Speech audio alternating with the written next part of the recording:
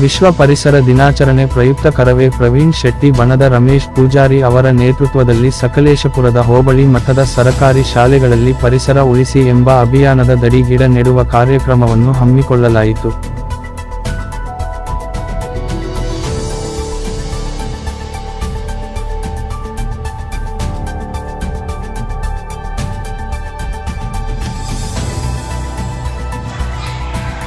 ಅವರು ಇನ್ನೊಂದು ಬಣದ ಅಧ್ಯಕ್ಷ.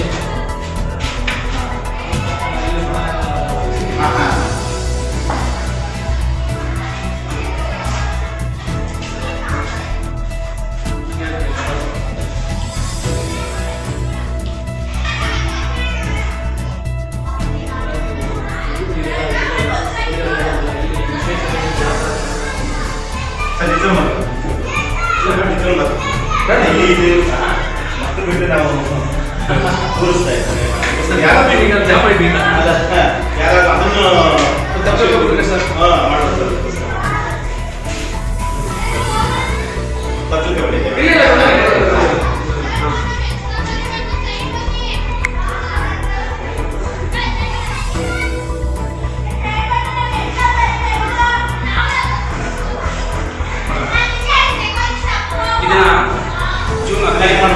ಪರಿಸರ ದಿನಾಚರಣೆಯ ಅಂಗವಾಗಿ ಶೆಟ್ಟಿ ಬಣದ ಕಾರ್ಯಕರ್ತರು ಮತ್ತು ನಾನು ಸಹ ಹೋಗ್ಲಿ ಅಂದರೆ ಎತ್ತೂರು, ಎಸ್ಲೂರು, ಆನ್ಬಳೂರು, ಬೆಳಗೋಡು ಮತ್ತು ಇನ್ನಿತರ ಕನ್ನಡ ಶಾಲೆಯಲ್ಲಿ ಗಿಡಗಳನ್ನ ನೆಡುವಂಥ ಕೆಲಸನ ಮಾಡ್ತಿದ್ದೀವಿ.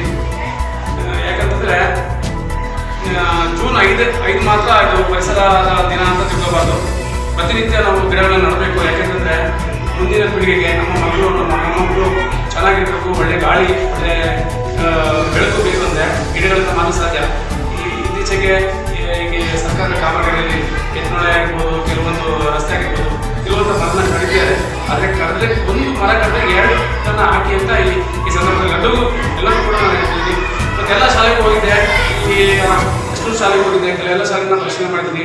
ಆದರೆ ಬೆಳಗೋಡಿನ ಈ ಹೋಬಳಿ ಶಾಲೆ ಇಲ್ಲಿ ವ್ಯವಸ್ಥಾಪಕರಿದ್ದಾರೆ, HM ಇದ್ದಾರೆ, ಸರ್ ನಿಮ್ಮ ಹೆಸರು ರಾಜು ಅಂತ. ತುಂಬ ಚೆನ್ನಾಗಿ, ತುಂಬ ಖುಷಿ ಆಯಿತು.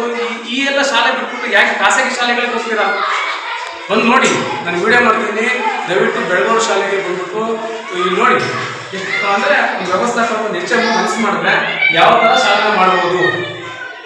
ಇದಕ್ಕಿಂತ ನಿಮಗೆ ಪ್ರೈವೇಟ್ ಶಾಲೆ ಬೇಕಾ? ಒಂದು ಮಗು ಸೇರಿಸಿ 25-30 ಸಾವಿರ ರೂಪಾಯಿ LKG ಖರ್ಚು ಮಾಡ್ತೀರಾ. ಅದು 25-30 ಸಾವಿರಕ್ಕೆ ಇಡೀ 1ನೇ ಕ್ಲಾಸಿಂದ 7ನೇ ಕ್ಲಾಸ್ ತನಕ ಓದ್ಬೋದು ಅನ್ಸ್ಕೊಳ್ತೀನಿ.